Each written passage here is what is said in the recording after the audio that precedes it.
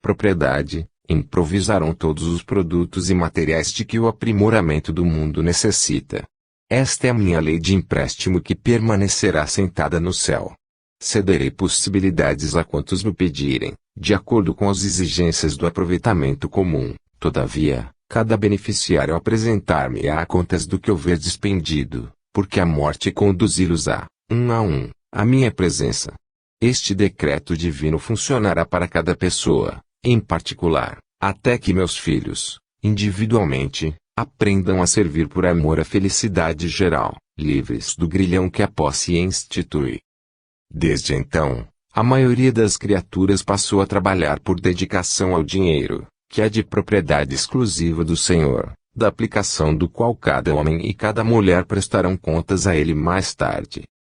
32. A sentença cristã. Um juiz cristão, rigoroso nas aplicações da lei humana, mas fiel no devotamento ao Evangelho, encontrando-se em meio de uma sociedade corrompida e perversa, orou, implorando a presença de Jesus. Tantas sentenças condenatórias devia proferir diariamente, que se lhe endurecer o coração. Atormentado, porém, entre a confiança que consagrava ao Divino Mestre e as acusações que se acreditava compelido a formular, rogou, certa noite, ao Senhor, lhe esclarecesse o espírito angustiado. Efetivamente, sonhou que Jesus vinha desfazer-lhe as dúvidas aflitivas. Ajoelhou-se aos pés do amoroso amigo e perguntou: Mestre, que normas adotar perante um homicida? Não estará logicamente em curso nas penas legais? O Cristo sorriu, de leve, e respondeu: sim, o criminoso está condenado a receber remédio corretivo, por doente da alma. O juiz considerou estranha a resposta, contudo. Prosseguiu indagando, como agir, ante o delinquente rude: Senhor, está condenado a valer-se de nosso auxílio, através da educação pelo amor paciente e construtivo, explicou Jesus, bondoso e calmo. Mestre, e que corrigenda aplicar ao preguiçoso? Está condenado a manejar a enxada ou a picareta, conquistando o pão com o suor do rosto. Que farei da mulher pervertida? Interrogou o jurista, surpreso. Está condenada a beneficiar-se de nosso amparo fraterno, a fim de que se reerga para a elevação do trabalho e para a dignidade humana. Senhor, como julgar o ignorante? Está condenado aos bons livros. E o fanático? Está condenado a ser ouvido e interpretado com tolerância e caridade, até que aprenda a libertar a própria alma. Mestre, e que diretrizes adotar, ante um ladrão? Está condenado à oficina e à escola, sob vigilância benéfica. E se o ladrão é um assassino? Está condenado ao hospício, onde se lhe curamente envenenada. O magistrado passou a meditar gravemente e lembrou-se de que deveria modificar todas as peças do tribunal, substituindo a discriminação de castigos diversos por remédio, serviço, fraternidade e educação. Todavia, não se sentindo bem com a própria consciência, endereçou ao Senhor suplicante olhar, e perguntou, depois de longos instantes: Mestre, e de mim mesmo, que farei? Jesus sorriu, ainda uma vez, e disse, sereno: o cristão está condenado a compreender e ajudar, amar e perdoar, educar e construir, distribuir tarefas edificantes e bênçãos de luz renovadora, onde estiver. Nesse momento, o juiz acordou em lágrimas e, de posse da sublime lição que recebera, reconheceu que, dali em diante, seria outro homem. 33. Viveremos sempre. Filho, não humilhes os ignorantes e os fracos. Todos somos viajores da vida eterna. Do berço ao túmulo atravessamos apenas um ato do imenso drama de nossa evolução para Deus. Por vezes, o Senhor veste o traje pobre do operário humilde para conhecer-lhe as duras necessidades, e o operário humilde veste o suntuoso traje do Senhor para conhecer-lhe as duras obrigações na tarefa administrativa. Quando um homem menospreza as oportunidades de tempo e dinheiro que o céu lhe confia, volta ao mundo em outro corpo, experimentando a escassez de tudo. Não escarneças do aleijado. Tua boca poderá cobrir-se de cicatrizes. Não recolhas os bens que te não pertencem. Teus braços são suscetíveis de caírem paralíticos, sem que possas acariciar o que é teu, provisoriamente. Não caminhes ao encontro do mal, porque o mal dispõe de recursos para surpreender-te, talvez com a perturbação e com a morte. Ajuda e passa adiante, expandindo um coração compassivo para com todas as dores e cheio de amor e perdão para todas as ofensas. Quando não puderes louvar, cala-te e espera, porque a língua viciada na definição dos defeitos alheios regressa ao mundo em plena mudez. Quem chega através de um berço risonho, na maioria dos casos é alguém que torna ao campo da carne, a fim de restaurar-se e aprender. Assim como a flor se destina ao fruto que a alimenta, o teu conhecimento deve produzir a bondade que constrói e santifica.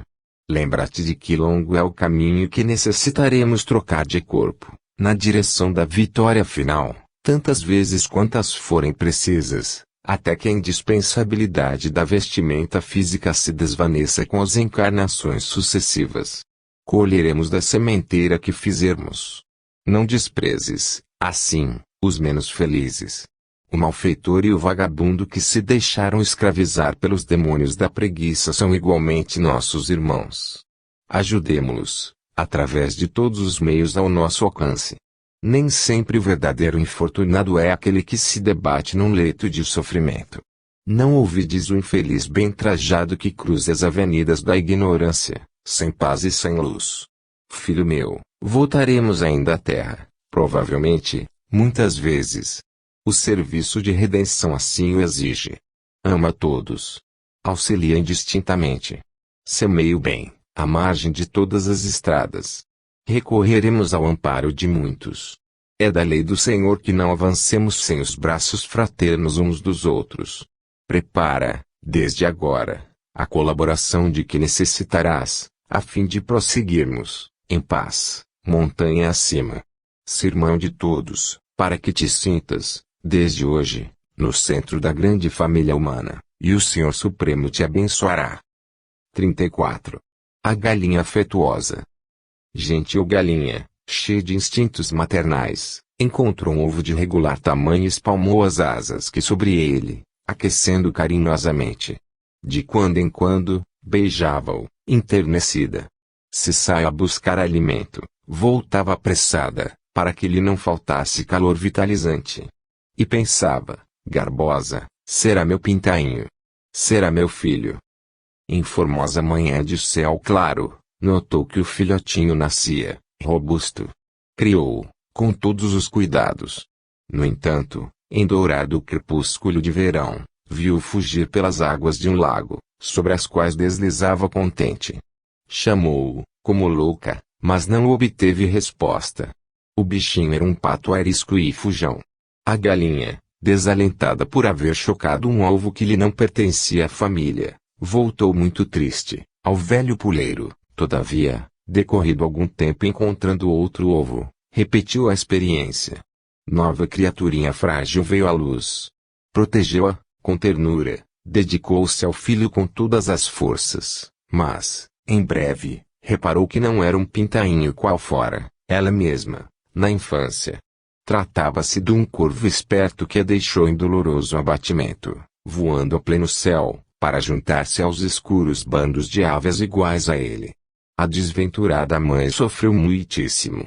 Entretanto, embora resolvida a viver só, foi surpreendida, certo dia, por outro ovo, de delicada feição. Recapitulou as esperanças maternas e chocou-o. Dentro em pouco, o filhote surgia. A galinha afagou-o, feliz, mas, com o transcurso de algumas semanas, observou que o filho já crescido perseguia ratos e sombra. Durante o dia, dava mostras de perturbado e cego, no entanto, em se fazendo treva, exibia olhos coruscantes que amedrontavam. Em noite mais escura, fugiu para uma torre muito alta e não mais voltou. Era uma coruja nova, sedenta de aventuras. A abnegada mãe chorou amargamente. Porém, encontrando outro ovo, buscou ampará-lo. Aninhou-se, aqueceu e, findos a 30 dias, veio à luz corpulento filhote. A galinha ajudou como pôde, mas, em breve, o filho revelou crescimento descomunal. Passou a mirá-la de alto a baixo. Fez-se superior e desconheceu-a. Era um pavãozinho orgulhoso que chegou mesmo a maltratá-la. A carinhosa ave, dessa vez, desesperou em definitivo. Saiu do galinheiro gritando e dispunha-se a cair nas águas de rio próximo, em sinal de protesto contra o destino, quando o grande galinha mais velha a abordou, curiosa, a indagar dos motivos que a segregavam em tamanha dor. A mísera respondeu, historiando o próprio caso. A irmã experiente estampou no olhar linda expressão de complacência e considerou, cacarejando, que é isto, amiga? Não desespere. A obra do mundo é de Deus, nosso Pai. Há ovos de gansos, perus, marrecos, andorinhas e até de sapos e serpentes, tanto quanto existem nossos próprios ovos. Continue chocando e ajudando em nome do poder criador, entretanto, não se prenda aos resultados do serviço que pertencem a ele e não a nós, mesmo porque a escada para o céu é infinita e os degraus são diferentes. Não podemos obrigar os outros a serem iguais a nós, mas é possível auxiliar a todos, de acordo com as nossas possibilidades. Entendeu? A galinha sofredora aceitou o argumento, resignou-se e voltou, mais calma, ao grande parque avícola a que se filiava. O caminho humano estende-se, repleto de dramas iguais a este. Temos filhos, irmãos e parentes diversos que de modo algum se afinam com as nossas tendências e sentimentos. Trazem consigo inibições e particularidades de outras vidas que não podemos eliminar de pronto. Estimaríamos que nos dessem compreensão e carinho, mas permanecem exnantados a outras pessoas e situações, com as quais assumiram inadiáveis compromissos. De outras vezes, respiram noutros climas evolutivos. Não nos aflijamos, porém. A cada criatura pertence a claridade ou a sombra, a alegria ou a tristeza do degrau em que se colocou. Amemos sem o egoísmo da posse e sem qualquer propósito de recompensa, convencidos de que Deus fará o resto. 35. Na sementeira do amor. Ajuda sempre, filho meu. Pensa no bem, exalta-lhe a grandeza e intensifica-lhe os dons na terra. A glória mais expressiva do perdão não reside tanto na superioridade daquele que o dispensa, mas sim na soma de benefícios gerais que virão depois dele. O mais alto valor do concurso fraterno não está contido no socorro às necessidades materiais de ordem imediata e, sim, no estímulo à confiança e à fraternidade. Somente os espíritos em desequilíbrio extremo, fundamente cristalizados no mal, menosprezam as manifestações do bem. Sei que é difícil julgar o destino de uma dádiva e, por vezes, teu pensamento se perde, inutilmente, em complicadas conjeturas. Terei dado para o bem? Terei dado para o mal? Interrogas a ti mesmo. Mas, se não deste quanto possuis, se apenas concedeste migalhas do tesouro que o Senhor te confiou, não poderás ajudar ao próximo, tranquilamente, em nome do mesmo generoso Senhor que tudo te emprestou no mundo, a título precário. Claro que te não rogo favorecer o crime e a desordem visíveis ao nosso olhar. Entretanto, se te posso pedir alguma coisa, em tempo algum te negues a cooperação fraterna. Não abandones o enfermo, receando aborrecimentos, e nem fujas ao irmão desditoso que caiu nas malhas da justiça, temendo dissabores. Se tua bondade não for compreendida, aprende a esperar. Não é mais cristão aquele que serve por amor de servir, sem qualquer expectativa de remuneração? Não te esqueças de que o Mestre foi conduzido ao madeiro da angústia, por ajudar e amar sempre. Erra, auxiliando. Será melhor assim, porque todos estamos sob o olhar da vigilância divina. O homem que ajuda por vaidade e ostentação, quase sempre, em pouco tempo, cria para si mesmo o hábito de auxiliar, atingindo sublimes virtudes.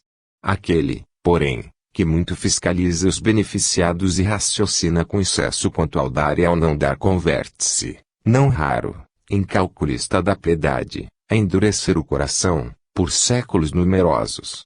Ouve. Estamos à frente do tempo infinito. É imprescindível semear. Não adubes o vício e o crime. Todavia, não ouvides que é necessário plantar muito amor, para que o amor nos favoreça. 36. O maior pecado. Um sacerdote sábio, desejando ensinar o caminho do céu aos crentes que confiavam nele, rogou a Jesus, depois de longas meditações e sacrifícios, lhe fosse revelado qual o maior impedimento contra a iluminação espiritual. Com efeito, de mente limpa, dormiu e sonhou que era conduzido à porta celestial. Nimbado de esplendor, um anjo recebeu-o, benevolente. Mensageiro de Deus, clamou o sacerdote, venho rogar a verdade para as ovelhas humanas que me seguem. Que pretendes saber? Indagou a entidade angélica. Peço esclarecimentos sobre o maior obstáculo para a alma, na marcha para Deus. Sei que temos 7 pecados mortais que aniquilam em nós a graça divina, na ascensão para o alto. Sob a influência de semelhantes monstros, rola o espírito no despenhadeiro infernal. Entretanto, desejaria explicações mais claras, quanto ao problema do mal, porque nossas faltas variam ao infinito. O anjo sorriu e considerou, a solução é simples. Quais são os pecados a que te referes? O ministro da fé movimentou os dedos e respondeu, soberba, avareza, luxúria, ira, gula, inveja e preguiça. Deles nascem as demais imperfeições. O mensageiro, contudo, acrescentou, no fundo, porém, podemos reduzi-los à unidade. Todos os pecados, inclusive os mortais, procedem de uma fonte única. O sacerdote, curioso, suplicou, ó anjo amigo, aclara-me o entendimento. Há muitos aprendizes, na terra, aguardando minha palavra. O emissário da esfera superior, sem qualquer presunção de superioridade, passou a elucidar, escuta e atende. Se o soberbo trabalhasse para o bem de todos, não encontraria ensejo de cultivar o orgulho e a vaidade que o levam a acreditar-se ponto central do universo. Se o avarento conhecesse a vantagem do suor, na felicidade dos semelhantes, não se entregaria à volúpia da posse que o obriga a acumular dinheiro inutilmente. Se o homem inclinado à tentação dos prazeres fáceis aprendesse a despender as próprias forças em favor da elevação coletiva, não disporia de ocasião para prender-se às paixões aniquiladoras que o arrastam ao crime. Se as pessoas facilmente irascíveis estivessem dispostas a servir de acordo com os desígnios divinos, não envenenariam a própria saúde com remorsos e angústias injustificáveis. Se o goloso vivesse atento à tarefa construtiva que lhe cabe no mundo, não se escravizaria aos apetites devastadores que lhe arruinam o corpo e a alma. E se o invejoso utilizasse a existência, no trabalho digno, não gastaria tempo acompanhando maliciosamente as iniciativas do próximo, complicando o próprio destino. Como vê, o maior dos pecados, a causa primordial de todos os males, é a preguiça. Dá trabalho edificante às tuas ovelhas e convence-te de que, na posse do serviço, não se afastarão do caminho justo. O sacerdote não mais teve o que perguntar. Despertou, edificado, e, do dia seguinte em diante, o povo reparou que o ministro modificara as pregações. 37. Apontamento. Manifestaste disfarçável aborrecimento, ante as observações paternas que te contrariaram os propósitos impensados. Ontem, abusaste da alimentação, hoje pretendias uma excursão inconveniente. Referiu-se teu pai às necessidades do espírito, com acentuada tristeza, todavia, longe de lhe entenderes a nobreza do gesto, buscaste, intempestivo, os braços maternos, na ânsia incontida de aprovação aos teus caprichos juvenis. Foste, porém, injusto. O jovem que recusa a orientação acertada dos mais velhos que lhe desejam o bem, procede com o lavrador leviano que reprova a boa semente. Estimas as longas incursões no pomar, quando as laranjeiras se cobrem de frutos e quando a parreira deita uvas doces. Acreditas, no entanto, que as árvores excelentes teriam crescido sem cuidado. Admites que a vinha não necessitou de amparo em pequena.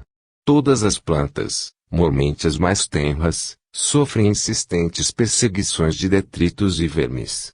Sem carinhosas mãos que as protejam, se-lhes é impraticável o desenvolvimento e a frutificação. Muitos dias de vigilância requerem do pumicultor antes de nos atenderem na chácara. Ignoras que o mesmo acontece no campo do coração? As más experiências de uma criança acompanham na vida inteira. Diz antigo provérbio, com o tempo, A folha da moreira converte-se em veludoso cetim, mas não podemos esquecer que também com o tempo as águas desamparadas e esquecidas se transformam em pântano. Não te revoltes contra a sementeira de reflexão e bondade que o carinho paterno realiza em teu espírito. Sobretudo, não te impressiones com a fantasiosa opinião de colegas da rua. O tempo dará corpo aos princípios inferiores ou superiores que abraçares e, enquanto o companheiro estranho ao teu lar pode ser o amigo de alguns dias, o papai ser-te-á o amigo e benfeitor de muitos anos. 38. O remédio imprevisto. O pequeno príncipe Julião andava doente e abatido. Não brincava, não estudava, não comia. Perdera o gosto de colher os pêssegos saborosos do pomar. Esquecera a peteca e o cavalo. Vivia tristonho e calado no quarto, esparramado numa espreguiçadeira. Enquanto a mãezinha, aflita, se desvelava junto dele, o rei experimentava muitos médicos. Os facultativos, porém, chegavam e saíam, sem resultados satisfatórios. O menino sentia grande mal-estar. Quando se lhe aliviava dor de cabeça, vinha-lhe a dor nos braços. Quando os braços melhoravam, as pernas se punham a doer. O soberano, preocupado, fez convite público aos cientistas do país. Recompensaria nababescamente a quem lhe curasse o filho. Depois de muitos médicos famosos ensaiarem, em Baúde, apareceu um velhinho humilde que propôs ao monarca diferente medicação. Não exigia pagamento. Reclamava tão somente plena autoridade sobre o doentinho. Julião deveria fazer o que lhe fosse determinado. O pai aceitou as condições e, no dia imediato, o menino foi entregue ao ancião. O sábio anônimo conduziu-o a pequeno trato de terra e recomendou-lhe arrancasse a erva daninha que ameaçava um tomateiro. Não posso. Estou doente, gritou o menino. O velhinho, contudo, convenceu, sem paciência, de que o esforço era viável e, em minutos breves, ambos libertavam as plantas da erva invasora. Veio o sol, passou o vento, as nuvens, no alto, rondavam a terra, como a reparar onde estava o campo mais necessitado de chuva. Um pouco antes do meio-dia, Julião disse ao velho que sentia fome. O sábio humilde sorriu, contente, enxugou-lhe o suor copioso e levou-o a almoçar. O jovem devorou a sopa e as frutas, gostosamente. Após ligeiro descanso, voltaram a trabalhar. No dia seguinte, o ancião levou o príncipe a servir na construção de pequena parede. Julião aprendeu a manejar os instrumentos menores de um pedreiro e alimentou-se ainda melhor. Fim da primeira semana, o orientador traçou-lhe novo programa. Levantava-se de manhã para o banho frio, obrigava-se a cavar a terra com uma enxada, almoçava e repousava. Logo após, antes do entardecer, tomava livros e cadernos para estudar e, à noitinha, terminada a última refeição, brincava e passeava, em companhia de outros jovens da mesma idade. Transcorridos 2 meses, Julião era restituído à autoridade paternal, rosado, robusto e feliz. Ardia, agora, em desejos de ser útil, ansioso por fazer algo de bom. Descobrira, enfim, que o serviço para o bem é a mais rica fonte de saúde. O rei, muito satisfeito, tentou recompensar o velhinho. Todavia, o ancião esquivou-se, acrescentando: grande soberano, o maior salário de um homem reside na execução da vontade de Deus, através do trabalho digno. Ensina a glória do serviço aos teus filhos e tutelados e o teu reino será abençoado, forte e feliz. Dito isto, desapareceu na multidão e ninguém mais o viu. 39. Dos animais aos meninos. Meu pequeno amigo, ouça. Não nos faça mal, nem nos suponha seus adversários. Somos imensa classe de servidores da natureza e criaturas igualmente de Deus. Cuidamos da sementeira para que lhe não falte o pão, ainda que muitos de nossa família, por ignorância, ataquem os grelos tenros da verdura e das árvores, devorando germens e flores. Somos nós, porém, que, na maioria das vezes, garantimos o adubo às plantações e defendemos-las contra os companheiros daninhos. Se você perseguir-nos, sem comiseração por nossas fraquezas, quem lhe suprirá o lar de leite e ovos? Não temos paz em nossas furnas e ninhos, obrigados que estamos a socorrer as necessidades dos homens. Você já notou o pastor, orientando-nos cuidadosamente. Julgávamo-lo, noutro tempo, um protetor incondicional que nos salvava do perigo por amor e lambíamos-lhe as mãos, reconhecidamente. Descobrimos, afinal, que sempre nos guiava, ao fim de algum tempo, até ao matadouro, entregando-nos a impiedosos carrascos. Às vezes, conseguíamos escapar por momentos, tornando até ele, suplicando ajuda, e víamos, desiludidos, que ele mesmo auxiliava o verdugo a enterrar-nos o cutelo pela garganta dentro. A princípio, revoltámo-nos. Compreendemos, depois, que os homens exigiam nossa carne e resignamo-nos, esperando no Supremo Criador que tudo vê. As donas de casa que comumente nos chamam, gentis, através de currais, pocilgas e galinheiros, conquistam-nos a amizade e a confiança, para, em seguida, nos decretarem a morte, arrastando-nos espantados e semivivos à água fervente. Não nos rebelamos. Sabemos que há um Pai bondoso e justo, observando-nos, de certo, os padecimentos e humilhações, apreciando-nos os sacrifícios. De qualquer modo, todavia, estamos inseguros em toda parte. Ignoramos se hoje mesmo seremos compelidos a abandonar nossos filhinhos em lágrimas ou a separar-nos dos pais queridos, a fim de atendermos à refeição de alguém. Por que motivo, então, se lembrará você de apedrejar-nos sem piedade? Não nos maltrate, bom amigo. Ajude-nos a produzir para o bem. Você ainda é pequeno e, por isso mesmo, ainda não pode haver adquirido o gosto de matar. Não é justo, assim, colocarmos-nos de mãos postas, ante o seu olhar bondoso, esperando de seu coração aquele amor sublime que Jesus nos ensinou. 40. A lenda da árvore. No princípio do mundo, quando os vários reinos da natureza já se achavam apaziguados e enquanto o ouro e o ferro repousavam no subsolo, o homem, os animais de grande porte, os passarinhos, as borboletas, as ervas e as águas viviam na superfície da terra. E o Supremo Senhor, notando que os serviços planetários se desdobravam regularmente, chamou-os ao seu trono de luz, a fim de ouvi-los. A importante audiência do Todo-Poderoso começou pelo homem, que se aproximou do Altíssimo e informou: Meu Pai, o globo terrestre é a nossa gloriosa oficina. Minha esposa, tanto quanto eu, se sente muito feliz. Entretanto, experimentamos falta de alguém que nos faça companhia, em torno do lar, e nos auxilie a criar os filhinhos. O Todo-Misericordioso mandou anotar a referência do homem e continuou a ouvir as outras criaturas. Veio o boi e falou: Senhor, estou muito bem, contudo, vagueio sem descanso durante as horas de sol.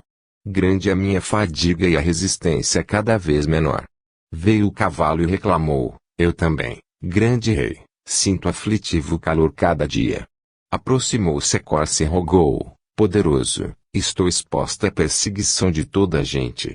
Não terei a graça de um ser amigo que me proteja e defenda. Logo após, surgiu o gracioso passarinho e suplicou: Celeste monarca, recebi a bênção da vida, mas não tenho recursos para fazer meu ninho. Nas pastagens rasteiras, não posso construir a casa. Adiantou-se a borboleta e implorou: Meu Deus, tudo é belo no mundo, todavia, onde repousarei? Em último lugar, chegou o rio e disse: Grande Senhor, venho cumprindo os meus deveres na terra, escrupulosamente, mas preciso de alguém que me ajude a conservar as águas. O Supremo Soberano ficou pensativo e prometeu providenciar. No dia imediato, toda a terra apareceu diferente. As árvores robustas e acolhedoras haviam surgido, representando a sublime resposta de Deus. 41. O Exército Poderoso. O Exército Poderoso, à nossa disposição, está constituído, na atualidade, por 23 soldadinhos do progresso. Separam-se, movimentam-se, entrelaçam-se e dominam o grande país das ideias. Sem eles, cresceríamos para a sombra, quando não para a brutalidade. Em companhia desses auxiliares pequeninos, penetramos os santuários da ciência e da arte, aperfeiçoando a vida. Quem os não conhece? Estão nos documentos mais importantes. Fazem as mensagens telegráficas e as receitas dos médicos. Dão notícias de outras regiões e de outros climas. Contam as surpresas do céu, explicam alguma coisa das estrelas longínquas. Fornecem avisos preciosos. São emissários do carinho entre os filhos e as mães distantes. Raros recordam os benefícios imensos que todos devemos a esses ajudantes minúsculos. No entanto, eles nos servem sem recompensa. Nada reclamam pelo trabalho que nos prestam. Alimentam as raízes dos valiosos conhecimentos dos administradores, dos juízes, dos médicos, dos artistas, sem qualquer remuneração. Instrumentos das luzes espirituais que se transmitem, de cérebro a cérebro, enriquecem a vida, porém, assim como quase nunca nos lembramos de louvar a água, o vento e a planta, que representam gloriosas dádivas do Altíssimo, muito raramente lhes observamos os serviços. Jamais se cansam. Vivem no pensamento, de onde se expandem, amparando-nos os interesses e as realizações. Os maus se utilizam deles para fazer a guerra, os bons empregam-nos na edificação da paz e do conforto, para a redenção e felicidade do mundo. Esses soldadinhos humildes e prestimosos são as letras do alfabeto. Sem a cooperação deles, o mundo não seria tão belo e a vida não seria tão boa, porque o acesso ao reino espiritual se tornaria extremamente difícil. Aprender a trabalhar com esses pequenos auxiliares da inteligência é buscar tesouros imperecíveis. O castelo da cultura humana começa sobre a colaboração deles e vai até a pátria divina, onde mora a sabedoria dos anjos. 42. O amigo sublime. É sempre o amigo sublime. Educa sem ferir-nos. Diverte, edificando-nos o caráter. Revela-nos o passado e prepara-nos, diante do porvir. Repete-nos o que Sócrates ensinou nas praças de Atenas. Descobre-nos ao olhar maravilhado as civilizações que passaram. O Egito resplandecente dos faraós, a Grécia dos filósofos e artistas, a Jerusalém dos hebreus, desfilam ante a nossa imaginação, ao seu toque espiritual. Conta-nos o que realizou Moisés, o grande legislador. Lembra-nos a palavra de Platão e Aristóteles. Junto dele, aprendemos quanto sofreram nossos antepassados, na conquista do bem-estar de que gozamos presentemente. Descreve-nos a inutilidade das guerras nascidas do ódio que devastaram o mundo. Aconselha-nos quanto à sementeira de tranquilidade e alegria. Ajuda-nos no entendimento de nós mesmos e na compreensão de nossos vizinhos. Dá-nos coragem para o trabalho, e humildade no caminho da experiência. Sem ele, perderíamos as mais belas notícias de nossos avós e a obra da vida não alcançaria a necessária significação. Passaríamos na terra, em pleno desconhecimento uns dos outros, e a lição preciosa dos homens mais velhos não chegaria aos ouvidos dos mais novos. A religião e a ciência provavelmente não surgiriam à luz da realidade. Os mais elevados ideais do espírito humano morreriam sem eco. A indústria, o comércio e a navegação não possuiriam pontos de apoio. É o traço de união, entre os que ensinam e aprendem, entre os milênios que já se foram e o dia que vivemos agora. É, ainda, a esse amigo abençoado que devemos a coleção de notícias e ensinamentos de Jesus, que renovam a terra para o reino divino. Esse inesquecível benfeitor do mundo é o livro edificante. Por isto, não nos esqueçamos de que todo livro consagrado ao bem é um companheiro iluminado de nossa vida, merecendo a estima e o respeito universal. 43. O peru pregador. Um belo peru, após conviver largo tempo na intimidade de uma família que dispunha de vastos conhecimentos evangélicos, aprendeu a transmitir os ensinamentos de Jesus, esperando-lhe também as divinas promessas. Tão versado ficou nas letras sagradas que passou a propagá-las entre as outras aves. De quando em quando, era visto a falar em sua estranha linguagem glaglagligloglu. Não era, naturalmente, compreendido pelos homens. Mas os outros perus, as galinhas, os gansos e os marrecos, bem como os patos, entendiam-no perfeitamente. Começava o comentário das lições do Evangelho e o terreiro enchia-se logo. Até os pintainhos se aquietavam sob as asas maternas, a fim de ouvi-lo. O Peru, muito confiante, assegurava que Jesus Cristo era o Salvador do mundo, que viera iluminar o caminho de todos e que, por base de sua doutrina, colocar o amor das criaturas umas para com as outras, garantindo a fórmula de verdadeira felicidade na Terra. Dizia que todos os seres, para viverem tranquilos e contentes, deveriam perdoar os inimigos, desculpar os transviados e socorrê-los. As aves passaram a venerar o Evangelho. Todavia, chegado o Natal do Mestre Divino, eis que alguns homens vieram aos lagos, galinheiros, currais e, depois de se referirem excessivamente ao amor que dedicavam a Jesus, laçaram frangos, patinhos e perus, matando-os, ali mesmo, ante o assombro geral. Houve muitos gritos e lamentações, mas os perseguidores, alegando a festa do Cristo, distribuíram pancadas e golpes à vontade. Até mesmo a esposa do Peru pregador foi também morta. Quando o silêncio se fez no terreiro, ao cair da noite, havia em toda parte enorme tristeza e irremediável angústia de coração. As aves aflitas rodearam o doutrinador e crivaram-no de perguntas dolorosas. Como louvar um senhor que aceitava tantas manifestações de sangue na festa de seu natalício? Como explicar tanta maldade por parte dos homens que se declaravam cristãos e operavam tanta matança? Não cantavam eles hinos de homenagem ao Cristo? Não se afirmavam discípulos dele? Precisavam, então, de tanta morte e tanta lágrima para reverenciarem o Senhor? O pastor alado, muito contrafeito, prometeu responder no dia seguinte. Achava-se igualmente cansado e oprimido. Na manhã imediata, ante o sol rutilante do Natal, esclareceu aos companheiros que a ordem de matar não vinha de Jesus, que preferira a morte no madeiro a ter de justiçar, que deviam todos eles continuar, por isso mesmo, amando o Senhor e servindo-o, acrescentando que lhes cabia perdoar 70 vezes 7. Explicou, por fim, que os homens degoladores estavam anunciados no versículo 15 do capítulo 7, do apóstolo Mateus, que esclarece: acautelai-vos, porém, dos falsos profetas, que vêm até vós vestidos como ovelhas, mas interiormente são lobos devoradores. Em seguida, o Peru recitou o capítulo 5 do mesmo evangelista, comentando as bem-aventuranças prometidas pelo divino amigo aos que choram e padecem no mundo. Verificou-se, então, imenso reconforto na comunidade atormentada e aflita, porque as aves se recordaram de que o próprio Senhor, para alcançar a ressurreição gloriosa, aceitara a morte de sacrifício igual à delas. 44. Somos chamados a servir. O legislador, com a pena, traça decretos para reger o povo. O escritor utiliza o mesmo instrumento e escreve livros que renovam o pensamento do mundo.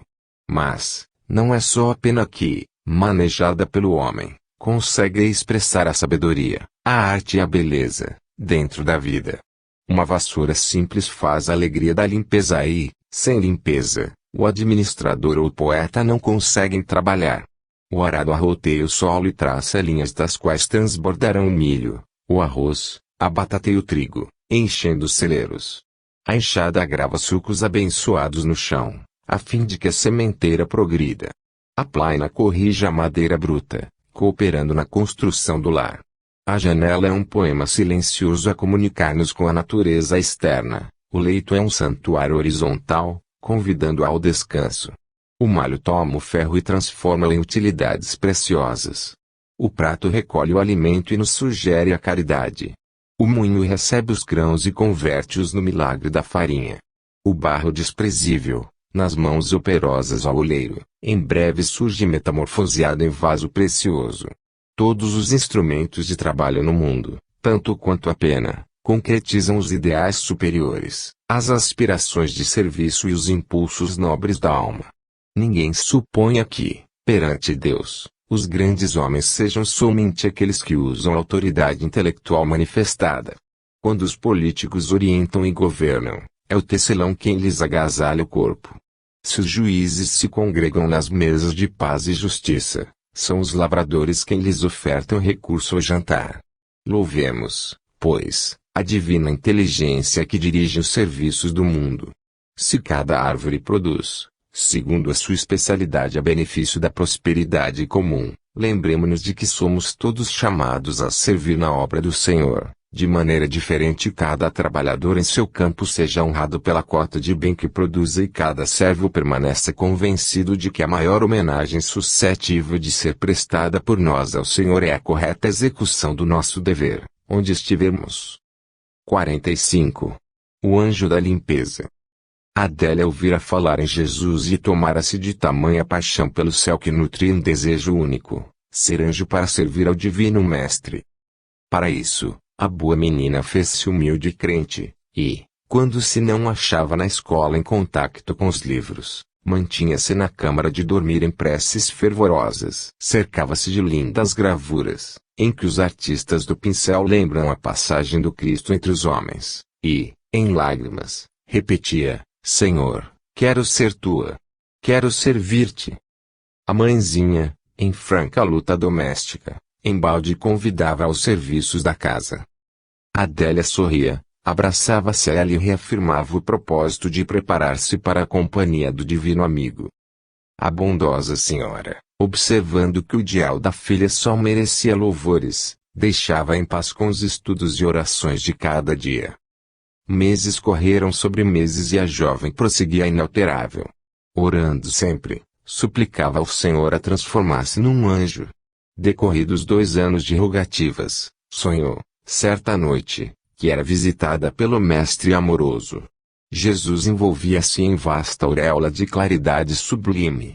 A túnica luminosa, a cair-lhe dos ombros com graça e beleza, parecia de neve coroada de sol. Estendendo-lhe a destra compassiva, o Cristo observou-lhe: Adélia, ouvi tuas súplicas e venho ao teu encontro. Desejas realmente servir-me?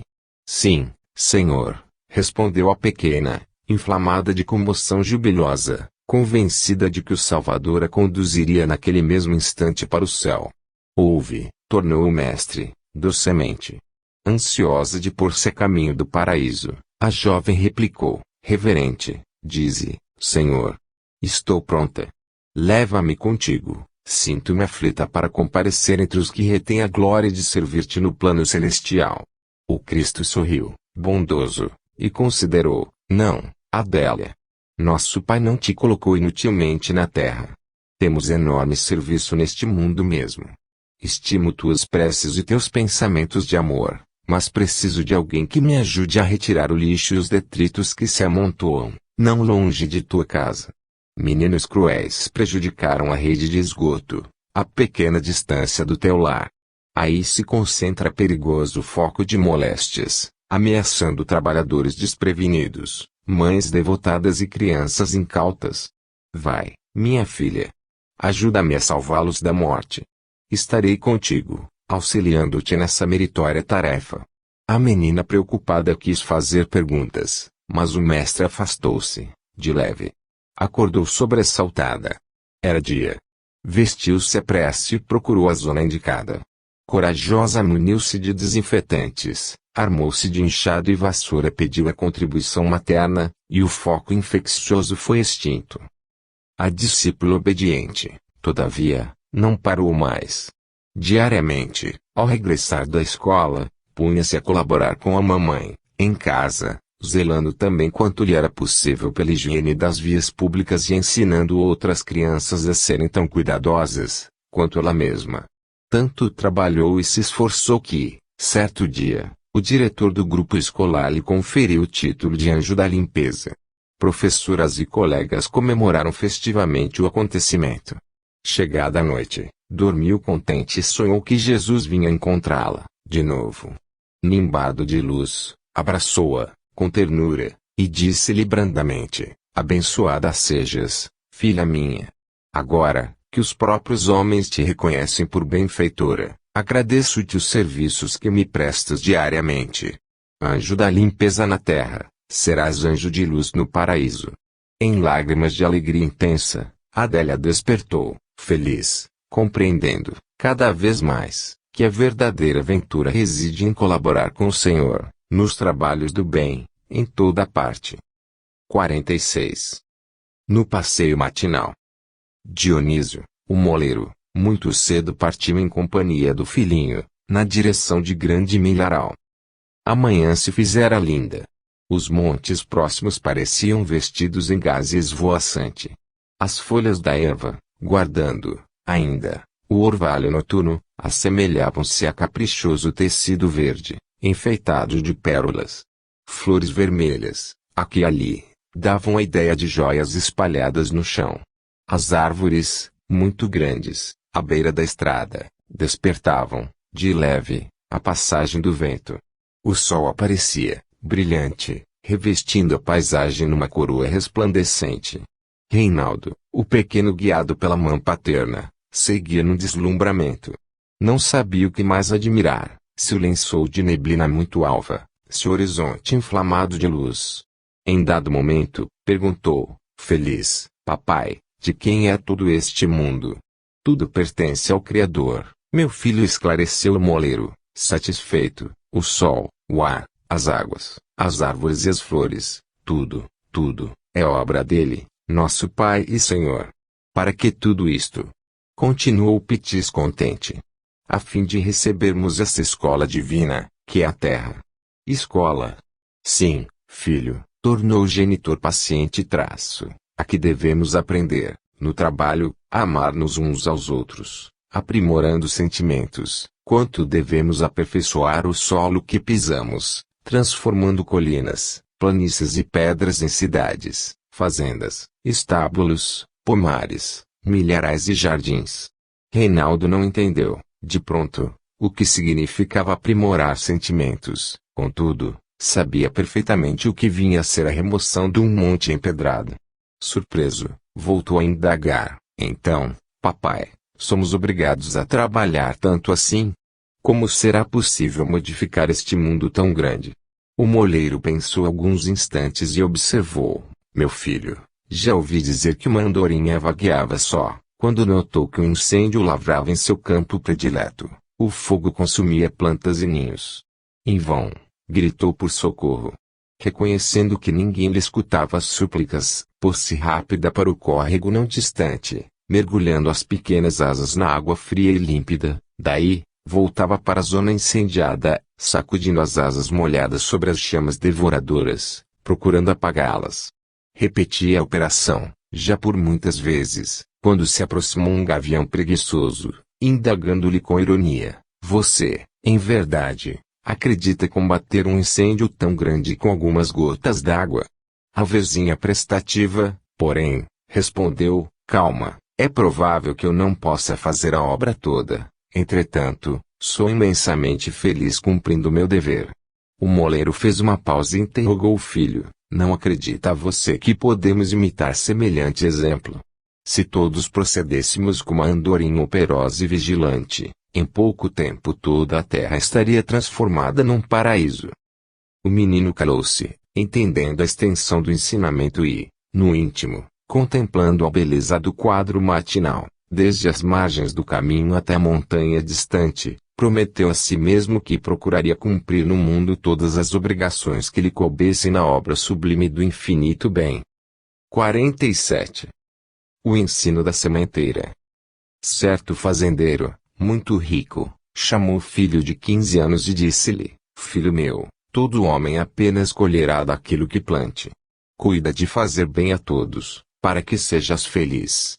O rapaz ouviu o conselho e, no dia imediato, muito carinhosamente alojou o minúsculo cajueiro em local não distante da estrada que irava ao vilarejo próximo à propriedade paternal. Decorrida uma semana, tendo recebido das mãos paternas um presente em dinheiro, foi à vila e protegeu pequena fonte natural, construindo-lhe conveniente abrigo com a cooperação de alguns poucos trabalhadores, aos quais recompensou generosamente. Reparando que vários mendigos por ali passavam, ao relento, acumulou as dádivas que recebia dos familiares e, quando completou 20 anos, edificou reconfortante albergue para asilar viajores sem recursos. Logo após, a vida lhe impôs amargurosas surpresas. Sua mãezinha morreu num desastre e o pai, em virtude das perseguições de poderosos inimigos na luta comercial, empobreceu rapidamente, falecendo em seguida. Duas irmãs mais velhas casaram-se e tomaram diferentes rumos. O rapaz, agora sozinho, embora jamais esquecesse os conselhos paternos, revoltou-se contra as ideias nobres e partiu mundo afora. Trabalhou, ganhou enorme fortuna e gastou-a, gozando os prazeres inúteis. Nunca mais cogitou de semear o bem. Os anos se desdobraram uns sobre os outros. Entregue à idade madura, dera-se ao vício de jogar e beber. Muita vez, o espírito de seu pai se aproximava, rogando-lhe cuidado e arrependimento. O filho registrava-lhe os apelos em forma de pensamentos, mas negava-se a atender. Queria somente comer à vontade e beber nas casas ruidosas, até a madrugada.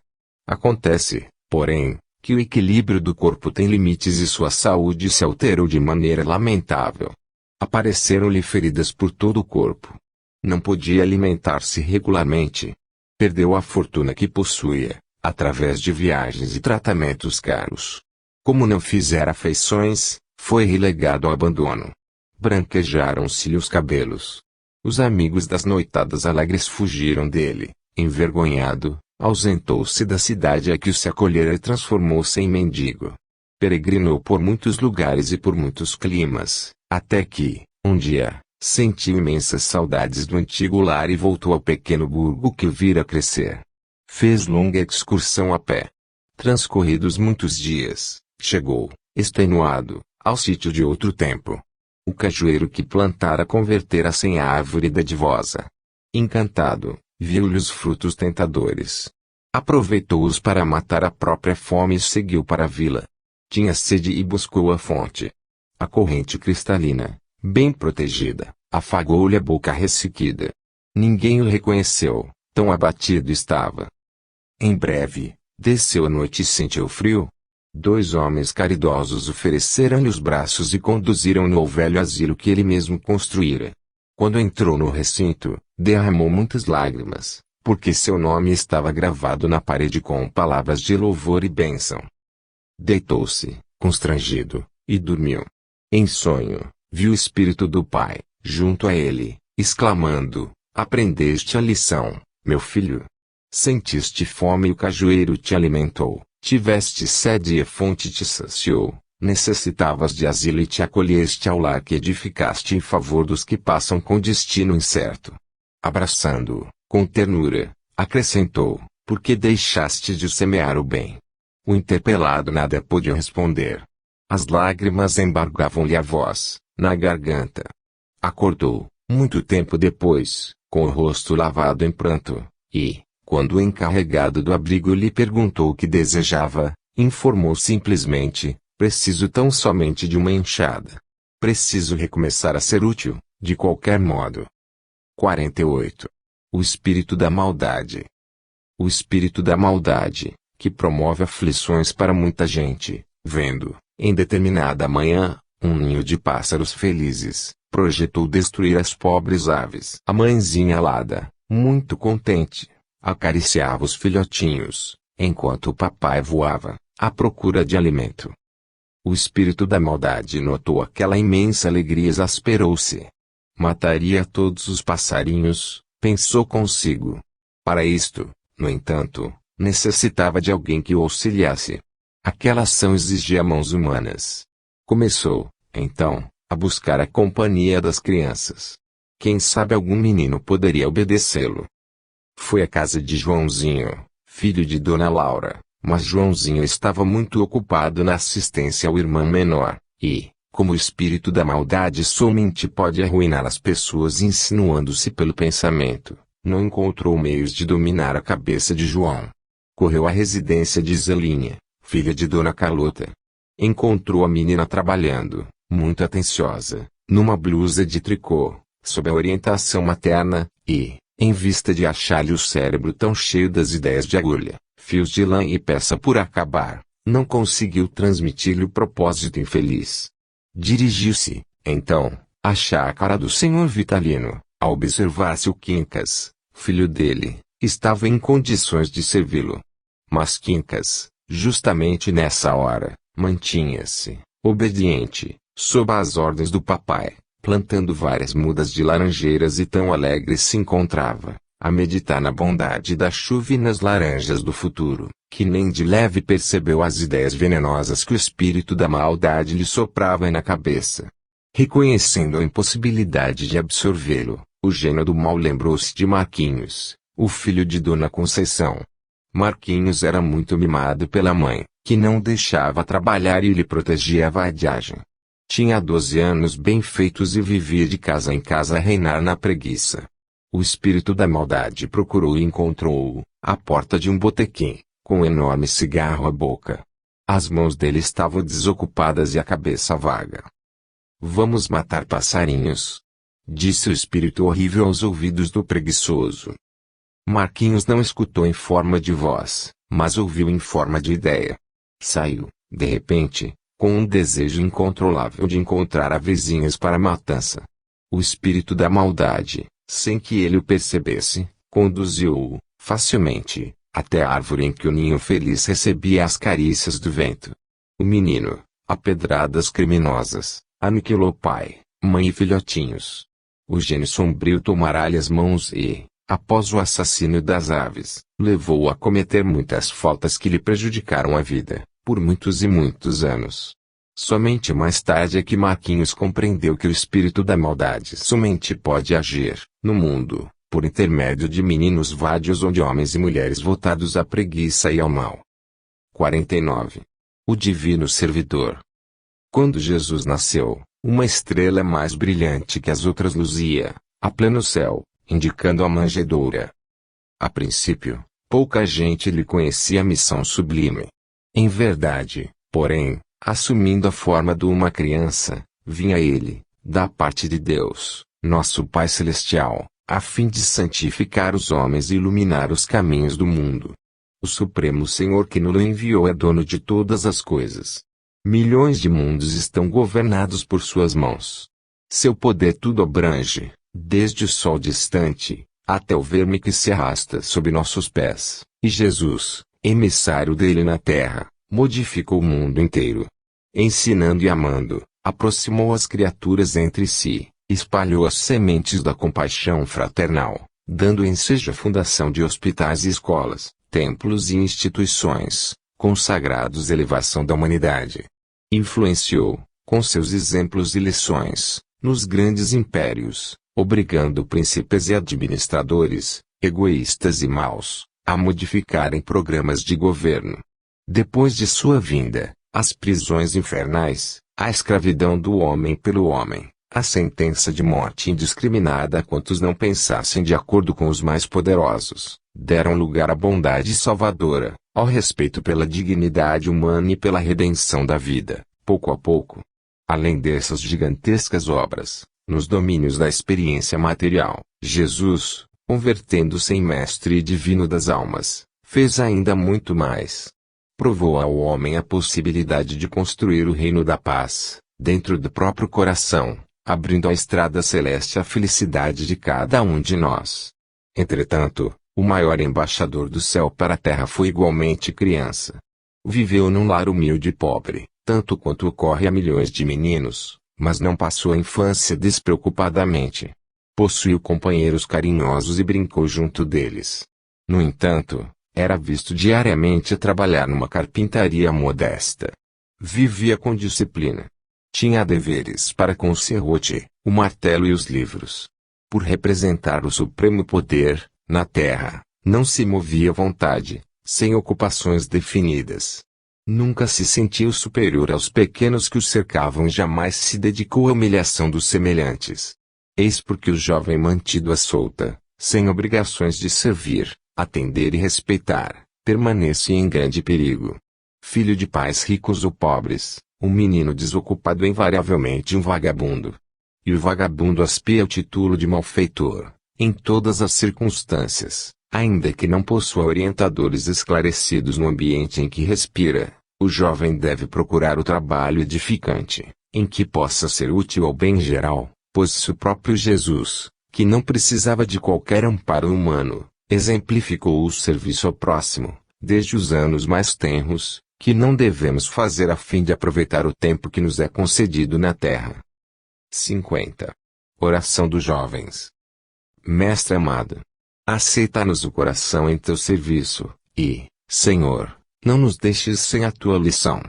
Ensina-nos a obedecer na extensão do bem, para que saibamos administrar para a glória da vida. Corrige-nos o entusiasmo, a fim de que a paixão inferior não nos destrua,